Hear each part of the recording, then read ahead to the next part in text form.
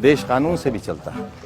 और मोदी जी इसलिए कानून से चलता है, नहीं तो ऐसे भी लोग थे जो कानून को दाग ताव पे रखा कर क्या क्या चलाते। ऐसा कानून जिसमें देश का प्रधानमंत्री नेशनल इंटरनेशनल क्लियरेंस लिए बगैर दुश्मन मुल्क में जाकर अपना जहाज उतार दे। अगर कुछ हो जाता, अगर प्रधानमंत्री को जरा सी फांस लग जाती, हिंदुस्तान में लाखों मुसलमान मार दिए गए होते। अच्छा, आपको ये चिंता है? मुझे लगा बार बार आप मोदी जी की चिंता क्यों करें कि बगैर सिक्योरिटी गए। आपकी चिंता भारत के मुसलमानों की। क्यों नहीं होना चाहिए? गुजरात की तरह हमारे जाए हर जगह नहीं होनी चाहिए।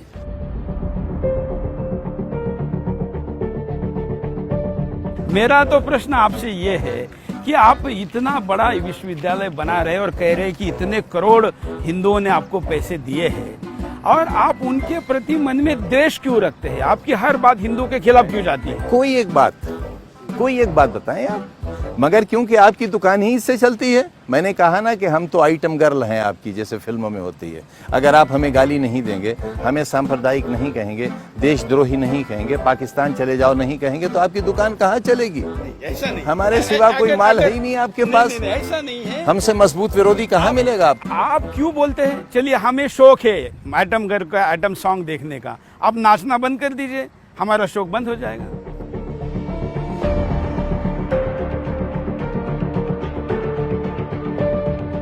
गोरखपुर वाले का क्या है? वो तो सन्यासी है, त्यागी आदमी है। हाँ, हाँ। आप उनको शादी करने की सलाह देते हैं। बुरी बात है। एक हिंदू संत को जिसने आपका सब कुछ त्याग दिया, उसको शादी की सलाह देना, वो कोई मुल्ला मौलवी है 4-4 शादियां करे? एक ही से नहीं गुजारा हो पाता, 4 कौन करेगा? एक ही परेशान कर देती है।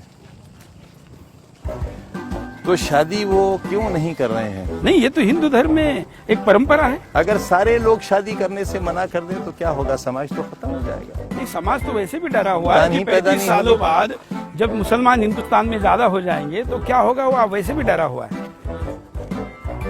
मुसलमान 4 शादियां करना शुरू कर दें तो 35 साल में नहीं और पहले हो जाए। हाँ, लेकिन कर ही रहे ना। आपका कहना है 5-6 से 4 पे आ जाए। कहाँ? नहीं, 5-6 की तो इजाजत ही नहीं है। अच्छा, 4 की है?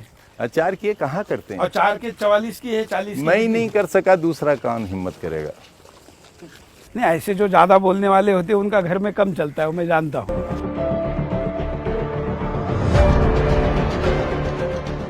बहरहाल हम जो राष्ट्र ध्वज लगा रहे हैं, ये देश का सबसे ऊंचा राष्ट्र ध्वज होगा, 220 फीट ऊंचा होगा और 15 अगस्त को हम ही इसे चढ़ाएंगे। चलिए, तो हम आशा करते हैं कि हिंदुस्तान का तिरंगा राष्ट्र ध्वज जो सबसे ऊंचाई पर आप लगा रहे हैं। प्रधानमंत्री का दावेदार हूं, आप मुझसे बड़ा देशभक्त कौन है? लीजिए, एक ऐसा व्यक्ति जिन्होंने भी यही कहा था और बन नहीं पाया तो दूसरा देश बना लिया।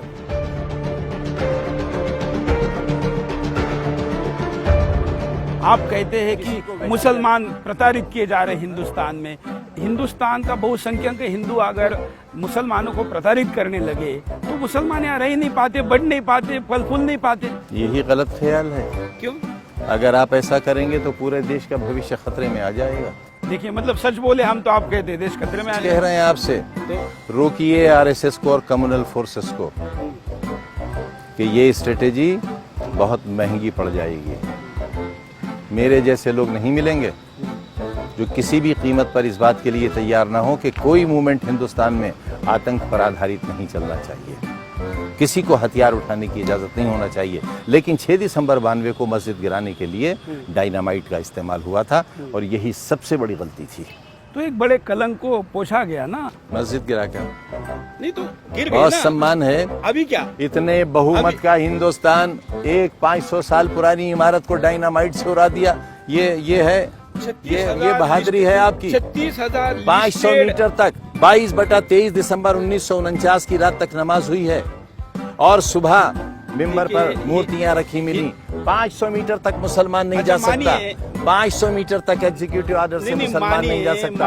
आपने जाकर एक भीड़ जाकर वहां मस्जिद को गिरा देती है, कहाँ बहादुरी है? मानिए कि एक बिल्डिंग को बॉम्ब लगाकर गिरा दिया, किसी इंसान पे तो आज तक बॉम्ब नहीं फेंका ना, किसी इंसान पे तो आज तक बॉम्ब नहीं फेंका ना।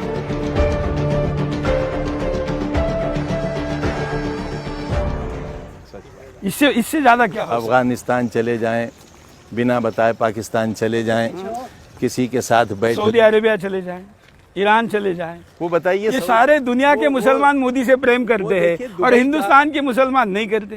क्या भारत के अंदर के मुसलमान नहीं करते ना? हम रिक्शा वालों को ई रिक्शा बगैर 1 रुपया लिए दे रहे हैं, और आपके देश के प्रधानमंत्री आपके देश के नहीं, 22%। हमारे देश के प्रधान। चलिए हाँ, चलिए नहीं, हमारे देश के प्रधान।